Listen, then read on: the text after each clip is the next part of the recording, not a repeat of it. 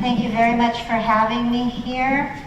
It's the polite thing to say, of course, but it's also very true, because as my parents got older, they started to be afraid that their story would die with them, that everything they had been through, the horrors they had experienced, would be lost to history. So I'm truly grateful for the opportunity to tell you about them.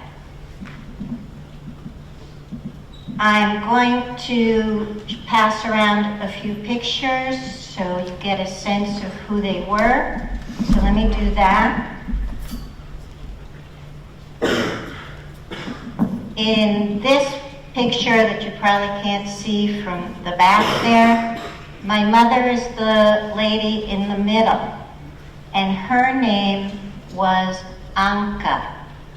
When she got to the United States, they changed it to Annette, but really it was Anka. The man is my father, and his name was Yannick. And again, it got changed when they immigrated to the States and became John, but it was Anka and Yannick. I don't know who the other lady is. Someone sent me this picture, so I'll pass that around if you would.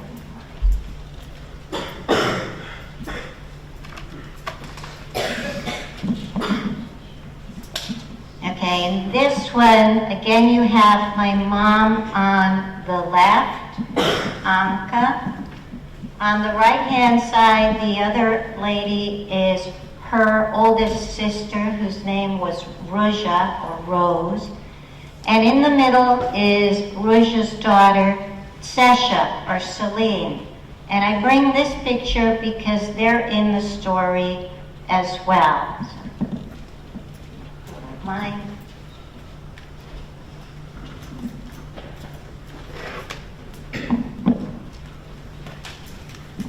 And this is the only picture that I have of my mother's parents. This was hidden in their apartment during the war by one of my aunts, and afterwards she went and the people let her in and she retrieved some pictures. So this is my grandmother, whose name was Francesca, and my grandfather, whose name was Joseph. Okay, last one.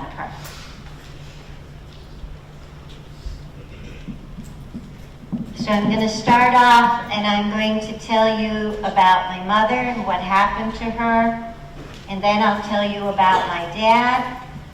Then I'll bring them together so they can get married and have me, and then we'll all come to the United States. And then I'm happy to answer any questions you have. So I'm going to start out with my mother, and I'm going to give you some background to her childhood and adolescence, because I want you to realize that even though it was almost 100 years ago, in the most important ways, people do not change.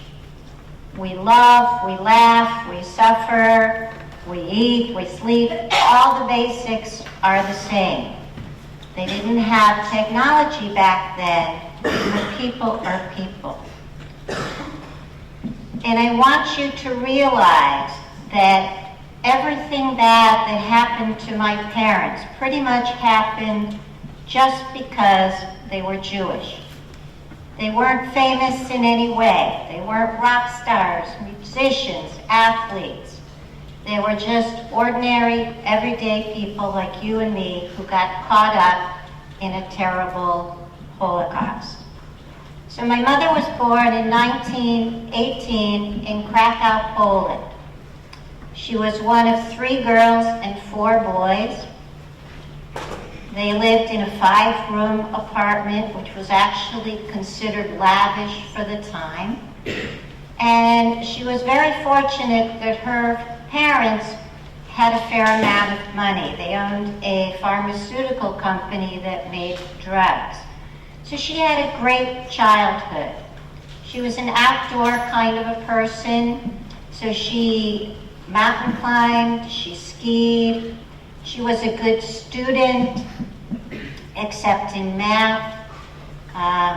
She told me that one time there was this big oral exam. She had to do a big problem on the board. She had no clue. So her older brother snuck out of his class and came to the door and was trying to tell her how to do the problem from the doorway. She had lots of nice clothes and all because her parents had enough money to buy them for her, but her parents were very charitable. The Hebrew word for it is tzedakah. And my mom would have a nice new pair of boots in the winter and come home from school and find out her mother had given it away to a poor family she'd heard of who didn't have shoes. She went to a parochial high school because there was always anti-Semitism in Poland. Sometimes it was better, sometimes it was worse, but it was always there, and her parents felt she would get a better education in a Jewish school. She liked boys. She would mess up once in a while, and she would make dates with two guys for the same day, and they'd both show up, and she'd be sneaking out the front door with one while her mom was talking to the other at the back.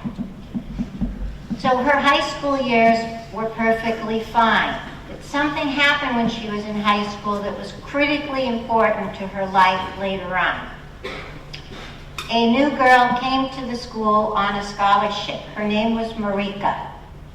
And Marika was quite poor. She didn't dress well. She just didn't have the social graces to be accepted, and she was bullied. And one day my mother walked into school, and a group of girls had Marika in a circle. They had her in the middle, and they were pushing her back and forth and not letting her out. And my mother put a stop to it. So yes, it's a nice little story about my mom standing up to bullies, but it's way more important than that later. So remember the name, Marika. Well, when my mom graduated from high school, she would have loved to go to medical school, but she had two major strikes against her. One, she was Jewish, and no Jews at all were allowed in any of the medical schools. And the second thing was she was a woman, and they weren't allowed in the medical schools either. So she did the next best thing, and she became a surgical nurse. She met a very nice man named Avram, and they got married, and for a little while everything was good. But in September 1939, Hitler invaded Poland, and things started to go downhill. At first, fairly slowly, and then dramatically quickly. So at first, it was a matter of wearing the Star of David on their clothing, the Mogen David. And then there were curfews where you had to be home before dark. And then there were jobs that were closed to Jews. My mother and her family got along okay for a while because they had enough money to buy false identity papers. So each of them carried a paper on them at all times saying that they were Christian. And just in case of emergencies, the family converted most of its wealth to diamonds, and each member sewed some diamonds into the lining of their clothes to use for an emergency. And the other thing my grandparents insisted on, as things got worse and worse and people started to be arrested and sent to camps, was that the family should break up into several different hiding places so that they couldn't all be arrested at one fell swoop. So they were getting by till about the fall of 1942. But then, in very short order, a series of really bad things happened to my mom and her family and friends. And the first was that her husband Avram was arrested sent to Auschwitz, and killed. So at that point, she moved back in with my aunt that's in the picture going around, her husband Max, and their little girl Sesha, who was 4 years old. The next thing was that my grandfather Joseph heard that there was an orphanage on the city limits that didn't have water. They had had their own little water tank, it had gotten bombed, no water. He could no longer get gas for his car, so he actually got a horse and wagon, got a couple barrels of water, and was driving out to the orphanage when he was shot and killed by some German soldiers.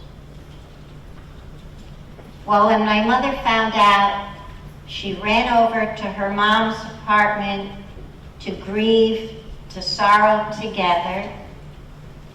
And when she finally left, there was gunfire in the streets. My grandmother ran out crying, "If my Anka is dead, I don't want to live," and was shot and killed in front of my mother. And the next thing that happened was that a friend of hers was running an orphanage. By now there's lots of orphanages because many people have been arrested and sent away. And she heard that when the German soldiers came, they did cruel things to children, and she heard that they were nearby. They took little babies, and they had these rifles called bayonets that had long swords on the end. And they would throw the babies up in the air and stab them. Or they would take them and see if they bounced, or throw them against fences. Cruel stuff like that. And she felt she couldn't allow that to happen, so somehow she was able to buy a box of poisoned chocolates, and she gave each and every child a chocolate. They fell asleep. They died, and then she took the last one for herself. Now, my mother is still okay with her sister and brother-in-law, but they're very concerned about Sesha, who is 4 years old. What if they were arrested when she was at a friend's house playing, or even in the backyard, something like that? So I want you to think about a 4-year-old brother, sister, neighbor, some little person you babysat for. They were able to find a safe home for her to go to, a good Christian family that agreed to take her in if there was an emergency. The problem was that this family lived on the other side of Krakow. And Krakow is a fairly big city. It's definitely as big as Providence and maybe bigger. So they practiced every day with Sesha, taking the bus over to the safe house. So she would pick out the right amount of money. She would lead the way to the bus stop. She would choose which bus to get on, which stop to get off, and then lead the way to the safe house. And they practiced this every single day. Well, one day it did come to pass that they were all arrested. My mother found out after the war that it was actually a so-called friend of hers that turned her in. We can only imagine it was to save his own skin. And they were all put in a wagon, which was going to the train station and from there to Auschwitz. But the man who was driving the wagon happened to know my aunt. And he looked down at my little cousin and he said, "No, she will not go." And he picked up Sesha and he put her down in the street and then he took off. So now she is 4 years old and she is totally and completely alone in the world. and she does exactly what she's been taught. She takes the money, she rides the bus, she gets off at the right spot and goes to the safe house and asks them to take her in. So now my family is on a cattle car going to Auschwitz. There's no food, there's no water, there are no bathrooms, people are crowded like sardines. They're so afraid. It takes 3 days to get to Auschwitz, which was only a distance of 60 miles. During those 3 days, the cattle car started to smell horribly. People died.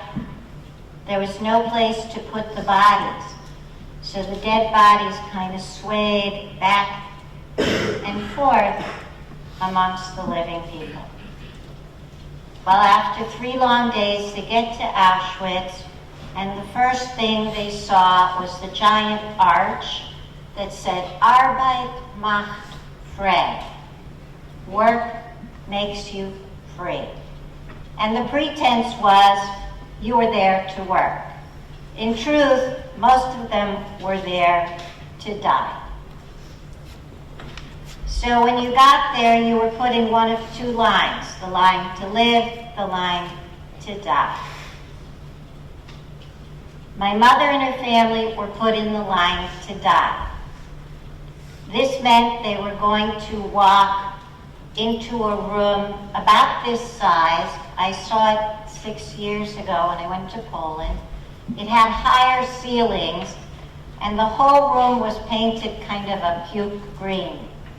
And there were giant shower heads in the ceiling. And the people were told that after their journey, they were going to take a nice cleansing shower. They didn't want to tell the people we're going to lock the doors and kill you, because they would have panicked.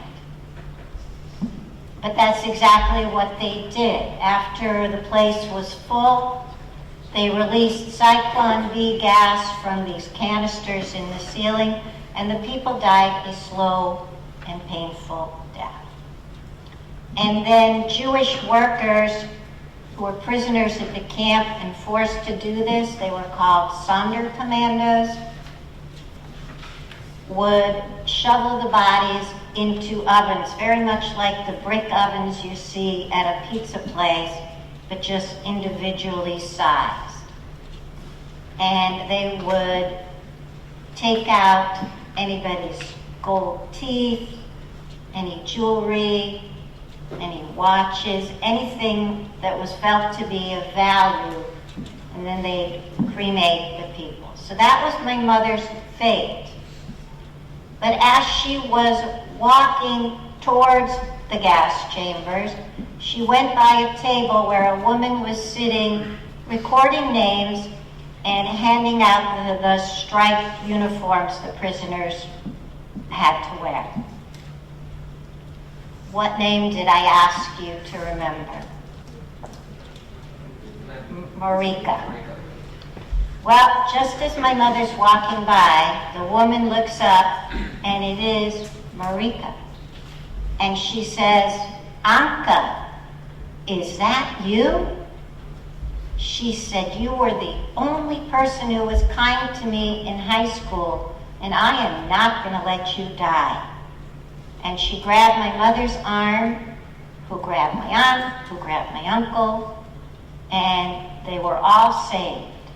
So that random act of kindness in high school paid off in a really big way. Unfortunately, however, every afternoon, Dr. Joseph Mengele, the camp physician, would show up at the train station. And he was one of the most evil men I've ever heard about. And he would make selections. He had 2 categories of people he was interested in. The first was twins.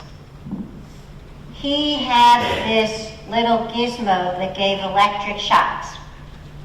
and he could hook up the two twins to this gizmo, and he would start giving shocks to one of them that would get stronger and stronger and stronger. And he wanted to see how much pain one twin could endure before they would pass the pain on to the other. So that was one of his big hobbies. And the other was he wanted to come up to a solution to what he called the Jewish problem. And he thought if he could figure out a way to sterilize young Jewish women of childbearing age, eventually there would be no more Jews. So he had 200 to 300 young Jewish women at a time in a barracks, and he fed them chemical cocktails that burned up their insides. And unfortunately, my mother became one of his special victims. So she was housed in this barracks, and the bed was a wooden board with a paper-thin mattress on it, and they slept 4 across in her building, 3 rows high. So in a space where in one of our homes there might be a queen-size bed, 12 people slept. They were given 1 meal a day. It was a bowl of watery soup. Very little in it that was nutritious. Once in a great while, they were given a crust of bread, and even less often, a little tiny pat of butter to put on the bread. My mother said the winters were so harsh and they were outside a long time that she would use the pat of butter for face cream. She worked 12 hours a day in a munitions factory making bombs. She was walked there in the morning and walked back at night. But first there were the endless roll calls. The guards at Auschwitz, I truly believe, were picked for their qualities of cruelty and brutality. These poor prisoners had no recourse. There was no one they could complain to about their treatment. So sometimes the guards liked to keep the people standing in line while they took roll call for hours just because they could. And the people were starving and sick. The sanitary conditions were terrible. There was just a latrine, no bathrooms. And if the person moved in line, it was an excuse to punish them. So one time my mother swayed in line, and a guard threw a 5-gallon can of paint at her and hit her in the neck. And another time, it was the middle of winter. Think back, not to this past winter, but the one before, because Poland had some pretty harsh winters. The guard felt my mother did some little thing wrong. He made her take off all her clothes, and he tied her to a pole outside, and he left her there for 24 hours. So that's how cruel they were. So once my mother started telling me these stories, I asked her what kept her going. When every day is horrible, what makes you survive? And she said that the only people who did survive were the ones who had hope. If you didn't have hope, you weren't going to make it. The fence around the camp was not only barbed wire, but it was electrified. So people who couldn't take it anymore would just throw themselves on the fence and die a quick death. Or they would stop eating even the watery bowl of soup. So my next question was, well, what gave you hope? And she said that actually a couple of miracles happened to her. So here's the first one. One day, everyone in her building is made to go outside and is handed a shovel. And they are made to dig a shallow pit. There were about 100 women at the time. And after they dug the pit, they were told to stand with their backs to the pit. The guards picked up their rifles and shot and killed 99 out of 100 people. One person wasn't killed. One person wasn't even wounded or grazed by a bullet, and that was my mother. And when the dust settled and the guards looked around, they were so stunned that in this whole barrage of bullets, not one hit her, that they said, "Oh, you can go back." And so she survived. And the other big miracle happened near the end of the war. She had somehow managed to hang on to her diamonds. And she had been sneaking out to the fence at night to buy food and drugs. The farmers who lived nearby, and they lived very nearby, were coming at night to sell their stuff.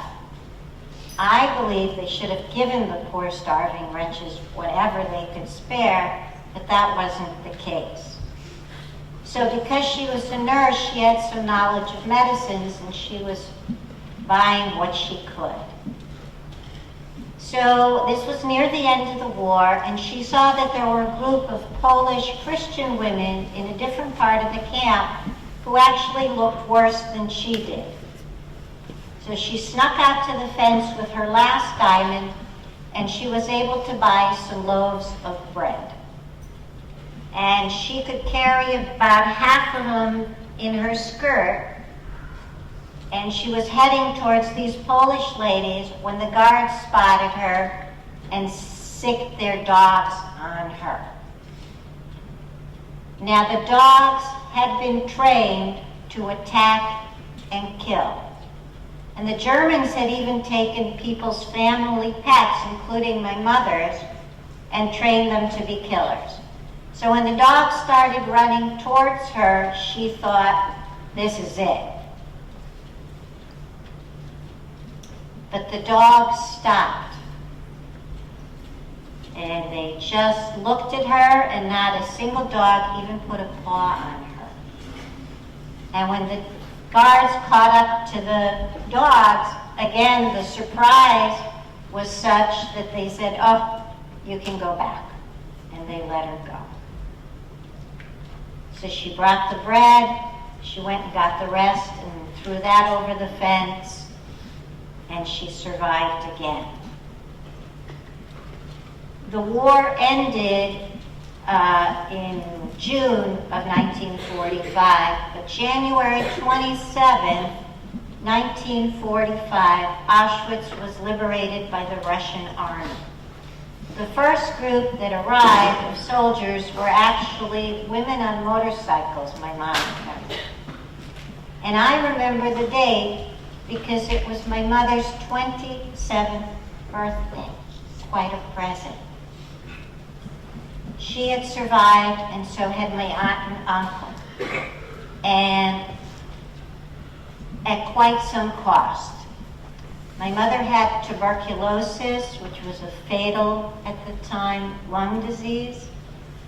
And she had gone into the camp 2.5 years before. She was about 5'4", so a little taller than me. And she was probably about 125 pounds. When she was liberated, she was 85 pounds. So skin and bones. Those who survived were just skin and bones. And they walked back to Krakow to try to find out what happened to family and to try to resume their lives. She became a censor for the Russians. So I'm going to leave her there and tell you about my dad. He was also born in Krakow, Poland, but he came from a very poor family. There were 6 boys and 1 girl, and they had a little tiny grocery store tiny, tiny, tiny, and they lived in a couple rooms above the store. So when he grew up, he went into the army, and he became a first lieutenant. Jews usually weren't allowed to be officers, but because his grandfather had fought with some famous general in World War I, he was allowed to be. So when Germany invaded Poland, Germany came well-armed, tanks, planes, soldiers with lots of weapons. The Polish army was very poor, and my dad and his men were on horses. So you can guess that they didn't do well, and they were forced to retreat into Russia, where they were promptly arrested. And my dad was offered Russian citizenship. And he said no, because he was afraid that after the war ended, they wouldn't let him out if he said yes. So they decided to be more convincing, and they buried him up to his neck in poop. But still, he said no.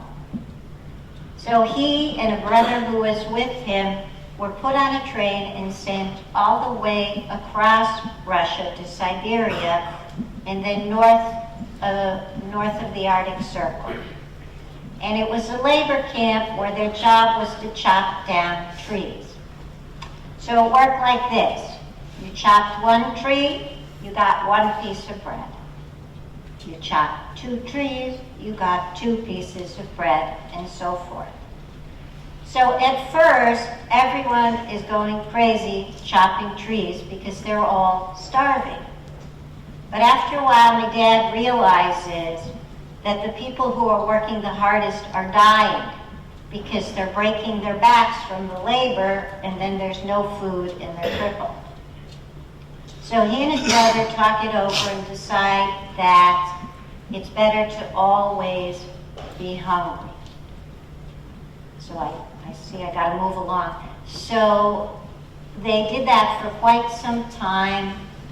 They would sneak into the commander's garden at night and steal potatoes and try to get by. After quite a long time, an officer came from Moscow looking for tailors to make uniforms. My dad didn't know how to sew a button on a shirt, but my uncle was a tailor, and he said, "Don't worry, let's say yes, and I'll teach you on the trade." So they went back as far as Moscow and did that. Then near the end of the war, Russia was ready to invade Poland. And they decided, why should their men be in front and be the first to be killed? Let's take all these Polish prisoners and use them in front. So they put my dad in an airplane. He had never flown before, so that was bad enough. And they put a parachute on him and they threw him out, along with the other prisoners. So he survives the fright, and he lands and he fights. But he gets his own mini miracle because he's shot in the back of the left leg, and the army surgeons were so overwhelmed at that point that they weren't saving people. They were just chopping arms and legs off. But he woke up just as the scalpel was going to cut his leg off and recognized the doctor from Krakow and begged him to save his leg, and he did. So he survives the fighting for the rest of the war, and as soon as it's over, he goes back to Krakow, and now he wants to find out what happened to his family. And it is right then that the 2 worst events of the war happened to him. And the first is when he goes to his parents' home, they're not there, and he knows they haven't just moved because all their belongings he can see through the windows. The furniture, the curtains, all that stuff. So he knows they've been killed. He never found out what happened to his parents. 6 years ago, when I went to Poland, my husband and I found out that they had been taken to a killing camp called Belzec. Balzac killed 50,000 people a month for 1 year. So in a year, they managed to kill 600,000 people in the gas chambers. And they would put the bodies in crematoria, and the smoke would rise, and the fat that they may have had left on their bodies would rise and coat the buildings that were near the camp. And that's where my grandparents, Moshe and Layla, were taken. And the other thing was, he was walking through Krakow, going home from work. He still had his army uniform. And a man on the street said, "Hey, I'd like to buy you a drink." And my dad said no. But the man was very insistent, so my dad said, "Okay, thank you." They go into a bar, they get 2 shots of vodka, and the man holds his up, and he says, "I would like to propose a toast." He said, "To the brave soldiers who fought for us, and thank God the Jews are dead." So my dad puts down his drink and walks out. But now he's just too devastated after everything that's happened. And for the one and only time in his life, he starts drinking. But now he gets invited to a party and he meets my mother. And for my dad, it is love at first sight. She is so the one. For my mother, no. She says, "Look, I've just been to hell and back. I'm so sick." She said, "Besides, I would never date anybody who was a drinker." So that part was easy. He stops right away. But now he has to impress her because she's the one. So he takes an entire month's salary. And in post-war Poland, he is able to buy with that 1 orange. So he gives her the orange, and it does the trick, luckily for me. So they dated, they got married, and then they started the process of trying to come to the United States. But I have to tell you, the United States was not welcoming. You had to have an x-ray that showed that you were healthy. My mother was not healthy. So she had a younger sister who had been in hiding during the war. She was on a farm in the barn under the cows. And she had her own mini miracle.